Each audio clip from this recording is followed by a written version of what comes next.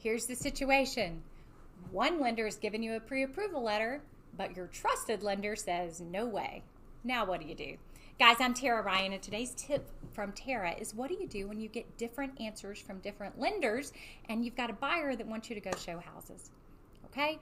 Now, there's a couple of reasons that could happen.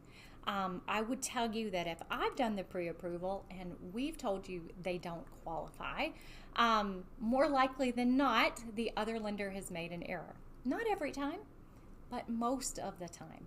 We are going to go that extra mile to make sure your buyer qualifies. We don't give out these pre-approval letters like candy, as many lenders do. So at the end, I'll cover some examples of why another lender might have missed some things that we're going to be more likely to spot. But I want to start with, what do you do when you're put in that situation? Well, you kind of have to keep showing houses, right? But I do want you to be very cognizant and keep these buyers on a short leash. I would be very careful of showing homes weekend after weekend after weekend for months on end when you have this doubt as to whether they qualify, right? So if it's going to become this long-term relationship, I for sure would want you to talk to that other lender. And in fact, I would suggest that you find out from your trusted lender exactly what the issue is for why they don't qualify, and then directly ask the loan officer that gave the letter, how are they getting around that issue? Just put it in front of them, right? And I'll give you some examples of that. One might be that we have found a rent payment on their credit report, okay? A lot of times a loan officer will just assume you don't have to count the rent because they're buying a new primary residence, so the rent's going to go away. That's normally how we handle it. But we go the extra mile to verify, is that rent payment your current rent or is it something else? And I'll give you an example. We had last week, the rent was actually, they had co-signed on their college students' rent. So now they're obligated on that debt. That rent payment does not go away when they buy a new home, and that impacted their DTI. Very easy thing for a less experienced loan officer to miss. Okay? So you would want to, in that case, if I've told you that's what's causing the DTI to be too high and for them not to qualify, if it were me, I would explicitly ask the loan officer, did you notice the rent payment on their credit report? How are you getting around that issue? If they've got a great answer for it and they have cleared it with their underwriting, then great. But more likely than not, they'll go, oh, didn't realize that. And at least you know before you've wasted more time. Okay? Now, let's say you talk to the other loan officer and they convince you and you feel good about proceeding. Great. You go forth, you find the home, now you go under contract. Now you've got to be a little more careful about your timelines because there's heightened risk that this buyer might ultimately be denied. So you're going to think about that when you set your financing contingency, right? You're going to make sure that it's something the lender has said that they can meet that time frame.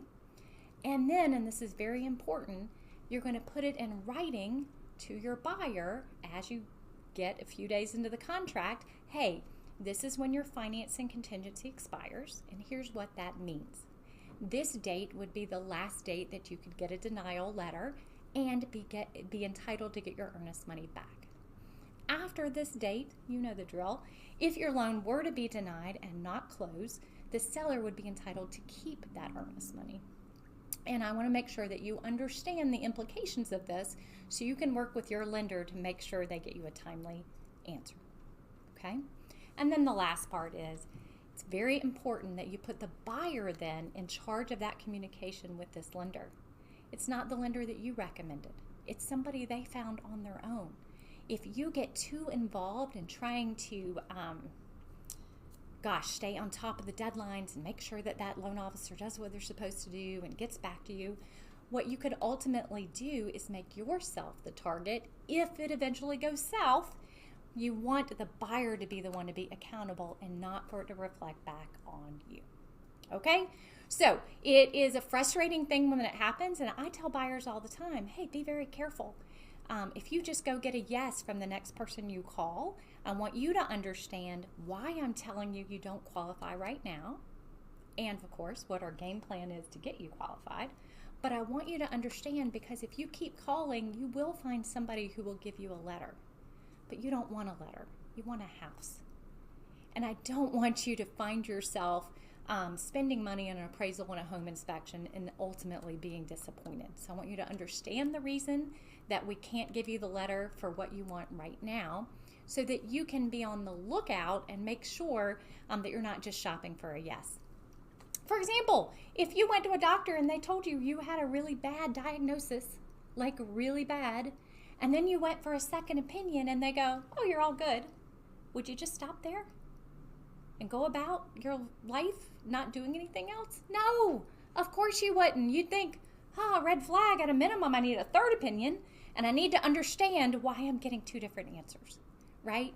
So that's what I want you to know going forward. This can happen, but most likely it's because the buyer has just kept going until they found somebody who will give them a letter without uncovering the issue, and that puts you and them in a tough situation. As always, we are here to help.